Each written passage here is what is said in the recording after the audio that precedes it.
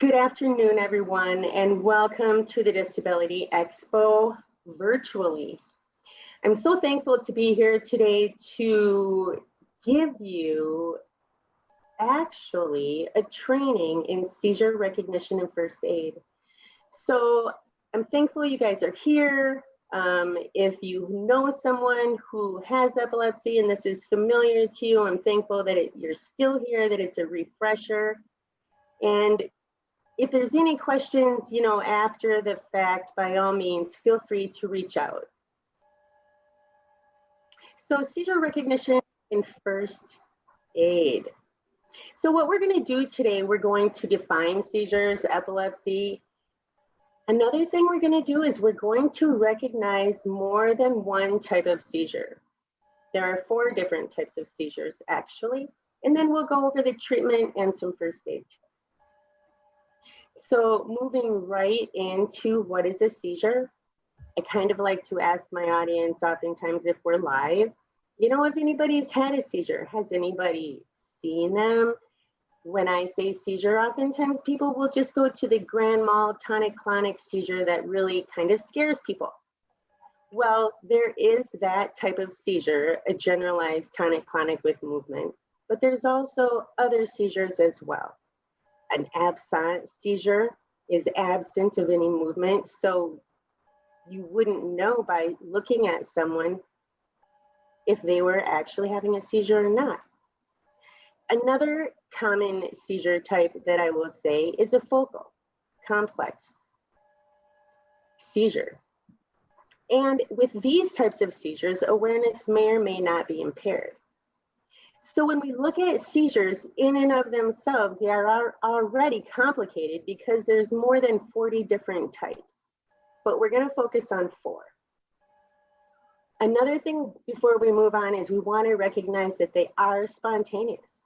Now also that they're temporary, so they typically last less than 3 minutes. However, they are unpredictable. It's important to recognize patterns.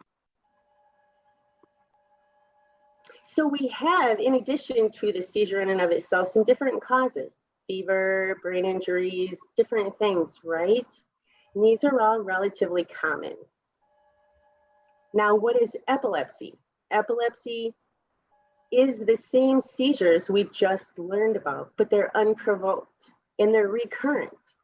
So it's not because of anything. It's not because of a high fever. It's not because of a brain injury. We will have some schools of thought that will say seizure disorder is another name for epilepsy.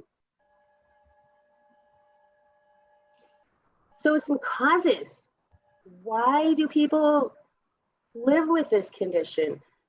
It goes across the board. It can be traumatic brain injury. Some people can be born with it, but of those 30%, the other 70, we don't know why. So it gets complicated, and it gets really complicated quick. Some stats we like to show. In fact, epilepsy is one of the 5 most common medical conditions among students. Epilepsy is also more likely, 30%, more likely to affect individuals who have autism. So there's a lot of people that epilepsy may impact over time. 1 in 10 will have a seizure.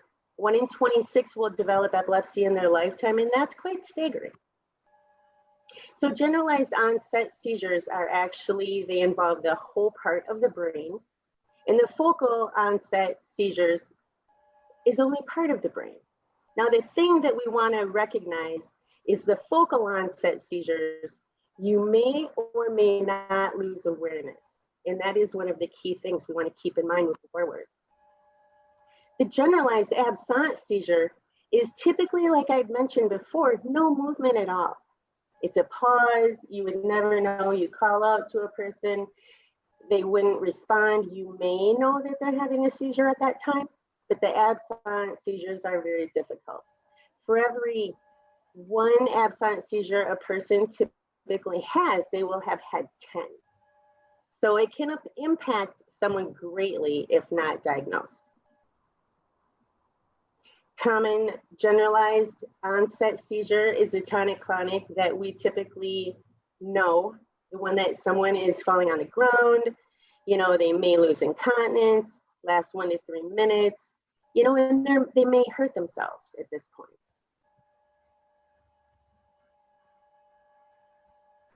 So when we go to the focal aware, focal meaning we know where it's happening in the brain, aware, they will respond. So if someone is having a focal aware seizure, it might look like a knee jerk, it might look twitching. It just depends on what it is for that particular person. But the idea is that you are aware. So if you were to call out to them or see something different, you could recognize that and look for patterns. Focal impaired is similar. Again, we know where it's happening in the brain, but your awareness is impaired. We take away that when you call out to someone, they won't respond. Their awareness is impaired. They're still there. They can walk around and perhaps pick at their clothes, but their awareness is impaired. And these will last 1 to 3 minutes. If we restrain, they can typically become aggressive, and we don't want that to happen. So you never want to restrain. Some first aid tips, the generalized onset seizure, again, we really want to stay calm and track the time. That's why the training is so important, because then you can de-escalate that situation. You don't have that freak out. Tracking the time. If it lasts longer than 5 minutes, you call 911. Protecting them. If they fall, if they're on the ground, roll them on their side. Cushion, staying with them. Stay safe side. For the focal motor onset, it's typically the same. Staying calm and tracking the time, but here we may find someone walking around. So we don't want to restrain, we want to just merely gently direct and guide away from any hazard. Medical emergencies, it's a first time seizure if they're injured or if you need to. If you're not comfortable, by all means, err on the side of caution and go with that calling 911 for you. But these are what we would refer to as medical emergencies. Triggers are oftentimes overlooked. However, some patterns that we've talked about, missed or late medications, stress, anxiety, all of these are going to exacerbate the likelihood of them having a seizure. Sometimes it's unidentifiable. There's oftentimes a spectrum when we talk about epilepsy. There may be a person who is very disabled and needs to live with a family, you know, needs one-on-one care, to another person who may have epilepsy, but they can continue and have a full-time job. So epilepsy across the spectrum can affect anybody at any time. There's a number of different treatment medications that are available. The beauty of our medications is that they are FDA approved. The medications, there are a number of medications, more than 20, and they all have relatively poor side effects, if we will. So when we do look at medications, it's nice to make sure that you can recognize if it is indeed the seizures, if it's the medication, kind of what's going on. It's a lot of different things to recognize and keep track of, if you will. Diastat is a rescue medication, and these are all FDA approved. The vagus nerve and RNS are devices that are implanted. And the dietary therapy, the keto diet, isn't necessarily the same diet that, say, for example, you Google. This is a diet that is pretty strict. If you want to control your seizures, you really want to be in care with a doctor and a nutritionist. Epidiolex is one of the medications that kind of was a breakthrough, maybe if you will, with the medicinal marijuana, but this is the Epidiolex. This is a cannabidiol. If you want any more information about any treatments, different services that Epilepsy Foundation has to offer, by all means, reach out to us. We are here for you and want to give you the tools.